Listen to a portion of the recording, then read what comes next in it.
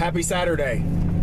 Well, cardio went well this morning, even though I wasn't expecting it to be that great with only one day off. I mean, I felt a little sluggish on a few of the strides, but for the most part, my wind and everything was pretty good, and the control of my breathing is actually coming back very quickly.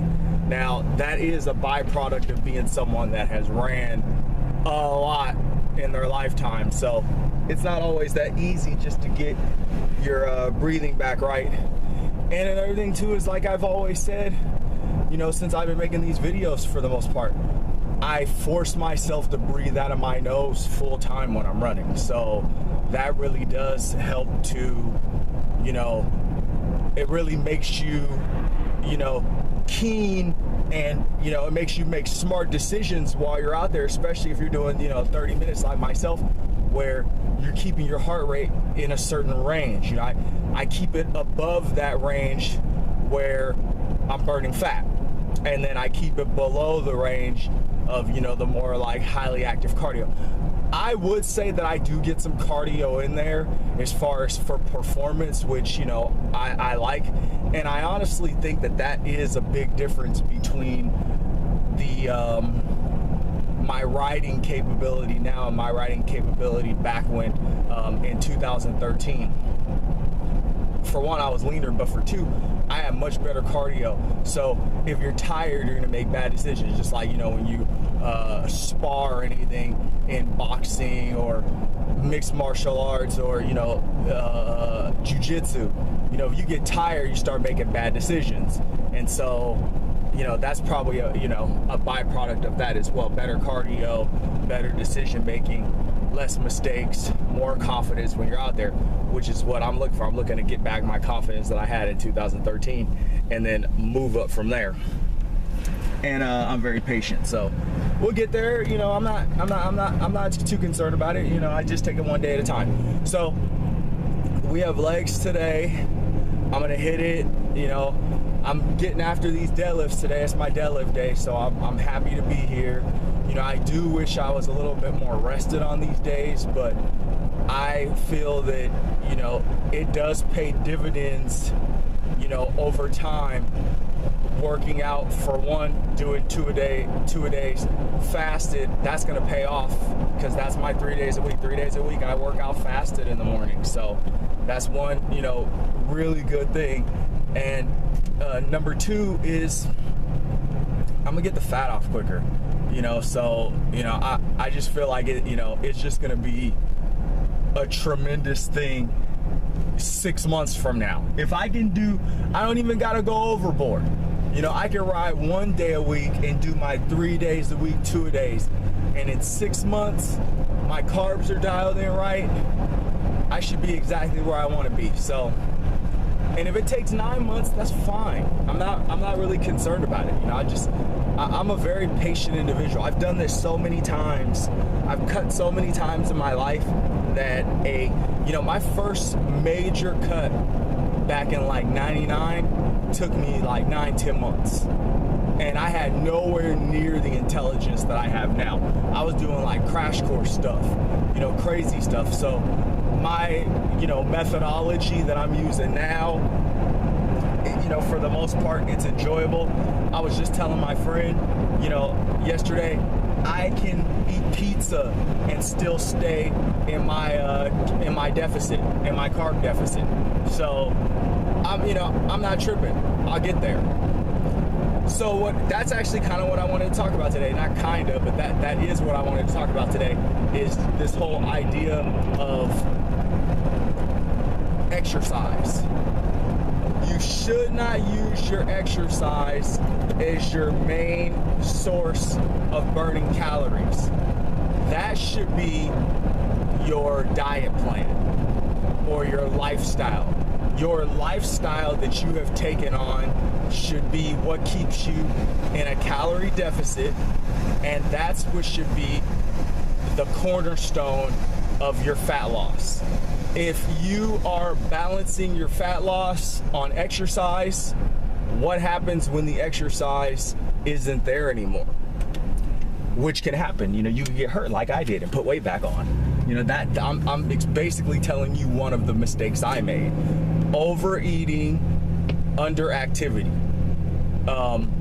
You as an endomorph have to be active. That's the reason why I make these videos, Endomorph Life, because I want to, I want to make sure that people understand. If you don't exercise, you are not going to have any kind of quality of life when it comes to eating, and you're not going to be able to stay lean as an endomorph unless you eat like a bird. You're not going to be able to have hardly any carbs. You're not going to be able to,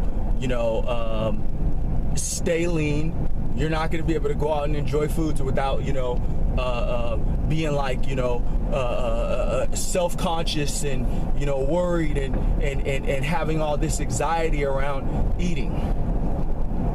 Been there, done that. If you're a true endomorph. Let's not, talk about people that are straddling on the fence, or maybe you're ecto or meso endo, no, straight endomorph, heavy people that have been putting on weight easily their entire life, big people, store fat easy.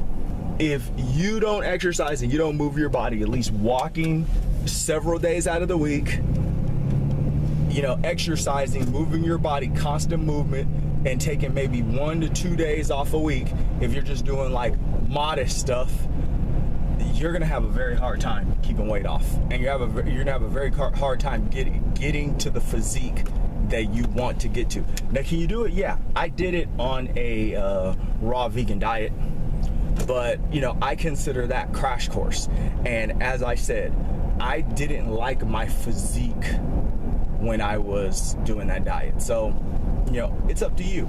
If you want to do diets like that and you feel like they can get you to where you want to be and you can sustain that long term and eat like that pretty much forever, then best of luck to you. I hope for you the best, and I hope that you can get on that, maintain that, but I think that it's going to be very difficult for you to maintain that long term. I don't know many people that could just eat fruits and vegetables the rest of their life. It's pretty tough, and I like fruits and vegetables, and I had all kinds of concoctions and things that I was using to keep myself happy and satiated on that diet. But after a while, you just start to realize, hey, I'm not eating many things that are solid. Not that there's no solid foods on those diets. There's plenty of solid foods on those diets, but reality is that I just felt deprived. I've been eating solid foods my entire life. You can't go from eating solid foods to a raw vegan diet and not have some kind of like mental hangups. I think everyone goes through it. I can only speak for myself though, but what all this centers around, all this rambling is, don't depend on your diet or don't depend on exercise only to keep you in a deficit. Don't think that you can overeat or eat whatever you want, or even cheat on your carbs and not exercise and think that you're going to continue to cut fat, or you're going to maintain a physique that you have already worked your butt off to get to, because it won't happen. You'll start putting the weight back on. You'll fall back into that lifestyle. Next thing you know, you'll put on 20 pounds, 30 pounds. Very easily as an endomorph. It's very easy to gain that amount of weight in a short period of time. So, use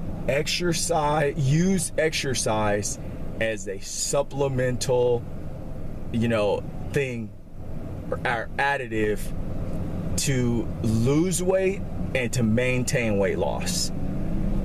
If it's used for anything more than that, obviously, man, I shouldn't have to say these kind of things, but obviously if you're an athlete, and you're playing football or whatever, or soccer, or whatever, this doesn't pertain to you.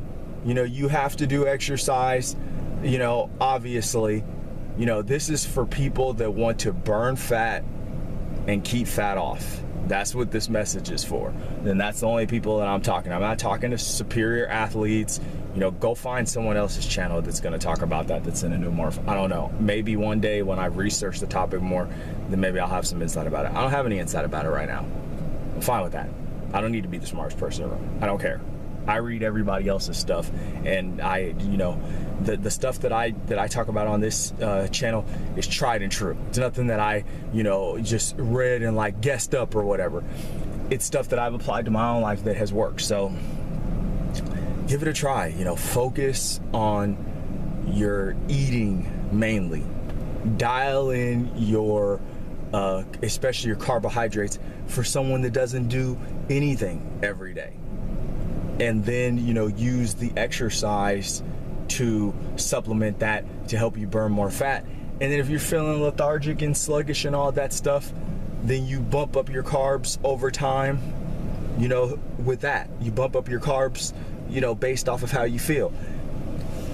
And usually, what I heard recently actually is that you see how you feel and then you bump them up 25 grams if you're feeling like you're not recovering, and then you only bump them up 25 grams per day, and then you wait like a couple weeks to see how you feel, because these changes in the way that you feel based on like your eating, they don't change overnight. It takes time, so if you're set your carbs at a number. I set mine at 25%, but set yours at 25% of your daily intake.